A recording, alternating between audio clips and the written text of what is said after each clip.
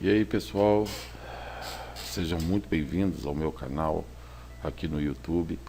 Agradeço a todos vocês aí as curtidas lá no Face e os comentários, muito bacana. Obrigado mesmo por esse incentivo, que esse canal foi criado para que nós possamos compartilhar e dividir conhecimento.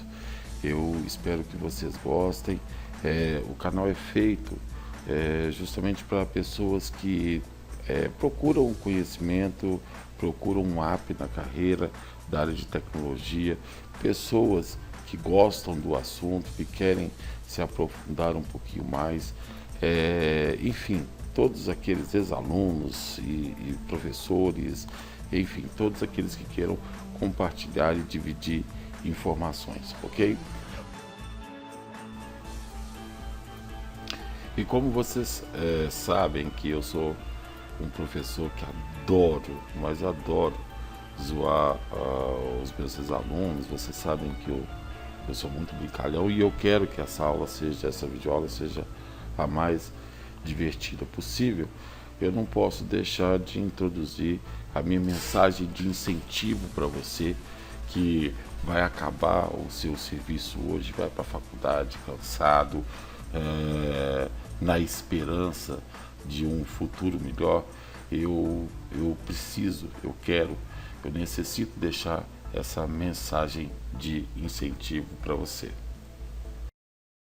Você não vai passar! Gostaram do incentivo? Bacana, né? Mas, gente, vocês sabem que isso aí é zoeira. É para que vocês. Eu não tenho dúvida nenhuma que as pessoas que lutam, que batalham com vocês serão no mercado os melhores em tecnologias. Não tenham dúvida disso. Nunca serão! Jamais serão! Nunca! Jamais! Bom, então continuando a nossa videoaula, eu queria, vai aí alguns recados, eu queria dizer que a aula vai ser, essas videoaulas serão assim, o mais descontraída possível, até mesmo porque elas não têm nenhum cunho comercial e nem institucional. A intenção nossa aqui, como eu disse no início, é a troca de informação e elas serão postadas todas as segundas-feiras. Eu vou fazer um link no Face avisando para vocês que a aula foi postada e aí vocês poderão assistir a videoaula e no decorrer da semana vocês podem fazer perguntas, críticas, sugestões, tudo será bem-vindo aí para que a gente possa dar continuação nesse trabalho aí, tá? As videoaulas, nós vamos iniciar a nossa videoaula com o assunto de SQL básico a princípio e depois SQL avançado. O SQL básico ele vai ter uma duração mais ou menos de 10 videoaulas, é o que a gente pretende aí. Depois a gente inicia com o SQL avançado, ok?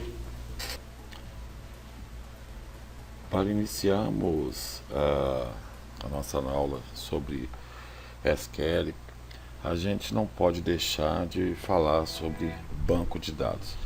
Eu comecei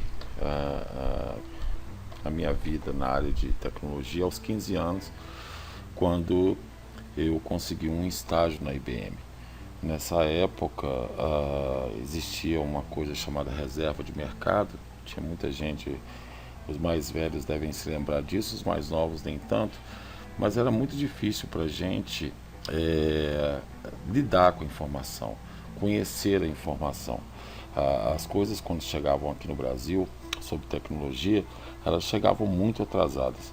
E isso fez com que eu tivesse a intenção de entrar na IBM, porque lá, apesar do ganho não ser um ganho legal, eles pagavam muito ruim na época, mas eu tinha acesso à informação. E isso para mim foi muito útil. E nessa época eu já mexia com programação, conhecia banco de dados, mas não um banco de dados relacional. Foi quando nós tivemos uma palestra na IBM de um camarada chamado Marcos Venzi. O cara era o fodástico da IBM em relação a banco de dados. E foi a primeira vez que eu tive contato e informação com banco de dados relacional. Ele fez uma palestra sobre uma plataforma da IBM de banco de dados chamada DB2. E aí sim, aí eu pude ver, conhecer e saber como que era um banco de dados relacional. Quando o cara me mostrou, quando o cara fez a apresentação e eu pude ver a quantidade de informação que aquele banco podia armazenar e qual era a rapidez com que ele buscava informações do banco, eu fiquei extremamente abismado. E o bom que na época também eu conheci a respeito da Oracle, que já iniciava uma concorrência aí com a IBM nessa área corporativa. Então, basicamente, eram os dois caras de mercado. A IBM com o DB2 e a Oracle com o banco de dados dela, o Oracle, né? Fazendo uma disputa para ganhar empresas de grande porte. Foi nesse momento, então, que eu tive o meu primeiro contato com o banco de dados relacional e, a partir daí, minha vida mudou. Aquilo tudo que eu imaginava a respeito de registros, de indexação de arquivos e tal, aquilo tudo foi por água abaixo quando eu vi uma tecnologia como essa. Realmente muito boa, mas muito boa mesmo. Então, pessoal, eu estava falando a respeito dos bancos de dados relacional e por que mudou a minha vida. É porque na época que nós desenvolvíamos, né, era muito restrita as ferramentas para a gente. Então os bancos de dados que a gente tinha era o DBF, o DBU, o Foxbase. Nessa época a programação, eu programava em Clipper, programava em Foxbase, programava em Pascal, enfim. Eram as ferramentas que nós tínhamos para podermos ganhar algum dinheiro no mercado. Esses programas não podiam ser muito robustos, então era para empresas de pequeno e médio porte e dava uma trabalheira danada, porque a gente tinha que desenvolver a aplicação, né, desenvolver o banco de dados. Fora isso, a gente tinha que indexar as tabelas, e às vezes acontecia do banco de dados corromper, enfim, era um inferno.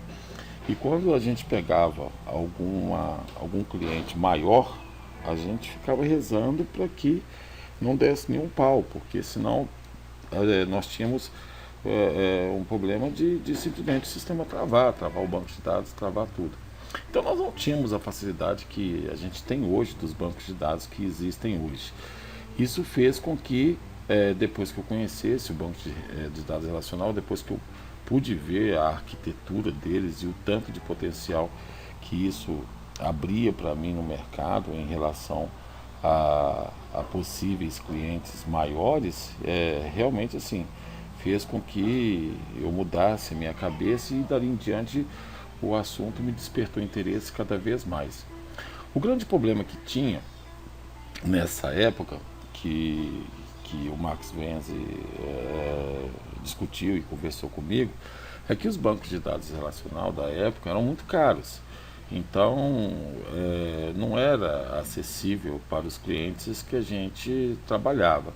Então, por exemplo, uma aplicação que eu fizesse para o cara que custasse, vamos colocar aí, R$ 5.000, ele teria, além da minha aplicação, ele teria que adquirir o direito de uso do banco de dados, que era, sei lá, 50 vezes mais caro do que a aplicação que eu tinha desenvolvido. Então, era inviável.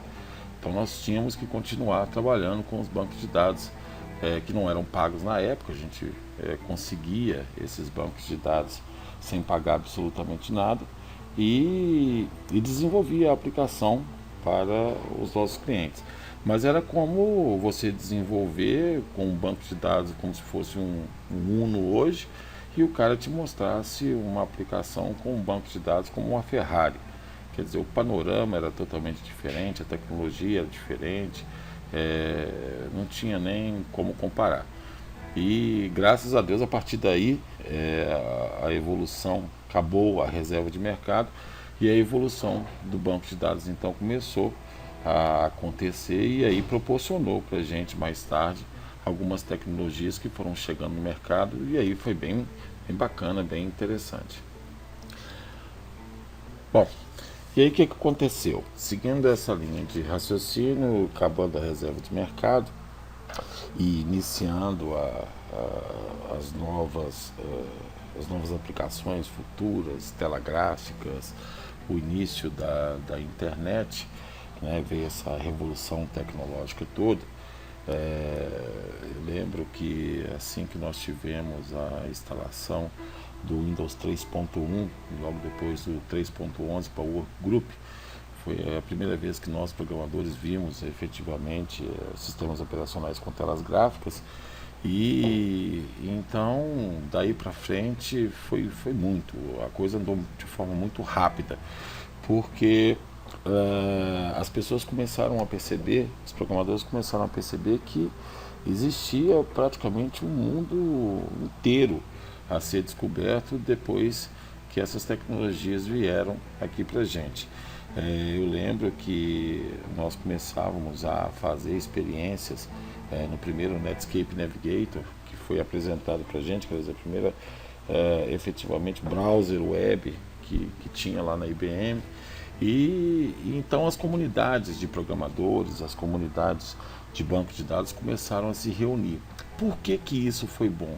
Porque aqueles bancos de dados inseguros que nós tínhamos começaram também a evoluir e começaram a criar tecnologias fantásticas. Foi como hoje, por exemplo, vocês têm bancos de dados hoje que concorrem no mercado e muitas das vezes não são trocados por aplicações, por bancos de dados mais robustos, porque eles conseguem, pelo menos, atingir uma robustez extremamente invejável em relação ao que era antes.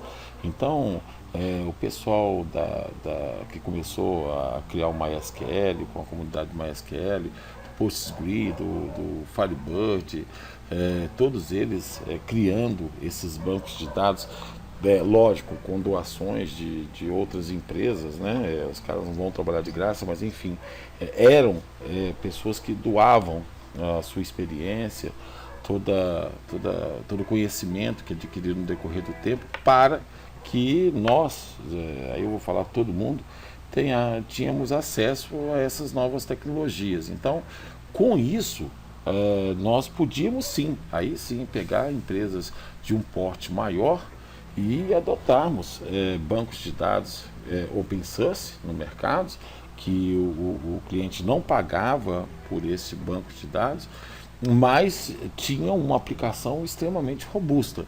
Então, hoje eu posso dizer para vocês que qualquer um desses bancos de dados open source, claro, né, a gente sabe que existe em relação aos bancos de dados pagos, da Oracle, da DB2, o SQL Server também que está aí no mercado.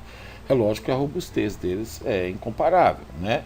Mas você pode hoje desenvolver e ter uma aplicação rodando nesses bancos de dados open source de forma extremamente segura.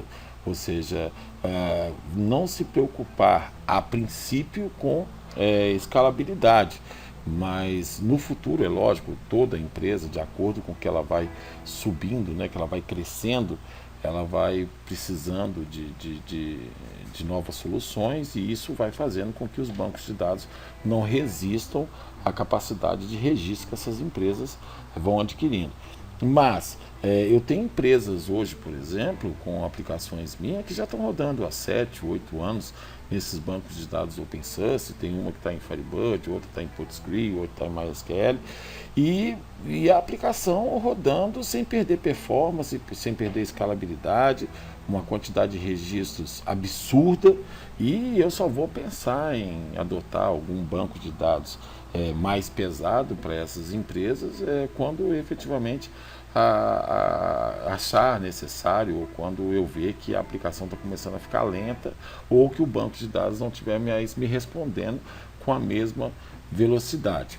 Uma coisa que a gente tem que deixar clara é que, por que eu estou falando dessa história toda de banco de dados? É porque o SQL, o intuito da aula nossa, o que nós vamos aprender, é que o SQL, independente se você, na sua empresa, você tem um Oracle, você tem um DB2, você tem um MySQL, você tem um PostgreSQL, você tem um Firebird, você tem o SQL Server, o SQL fala com qualquer um deles. É a linguagem que foi desenvolvida para que você possa extrair informações do banco de dados, enfim, fazer outras coisas também. Mas ele é universal. Então, independente da plataforma de banco de dados que vai aparecer para você, com o que você for aprendendo no decorrer do curso, você perde o medo de estar podendo trabalhar ou estar podendo manipular qualquer um desses bancos de dados. Isso é que é o mais legal. Ou seja, eles conseguiram realmente criar uma linguagem que você aprende ela e, de acordo com a plataforma com que você está trabalhando, você consegue fazer o trabalho que você tem que fazer naquele momento, tá?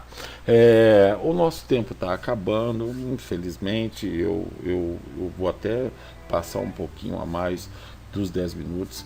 Queria agradecer a vocês aí essa primeira aula. Na próxima aula a gente já vai estar falando finalizando com o mecanismo de buscas. Não percam, a aula é muito bacana.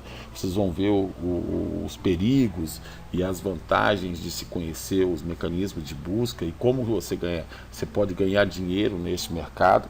E aí sim, aí a gente vai entrar efetivamente com as aulas de SQL, fazendo a nossa primeira criação de banco de dados. Uma coisa que eu queria colocar no ar é que nós decidimos optar, agora que a gente já tem essas tecnologias todas disponíveis, nós decidimos optar pelo MySQL, que é free, você pode baixar e não tem problema nenhum, está lá na página da Oracle.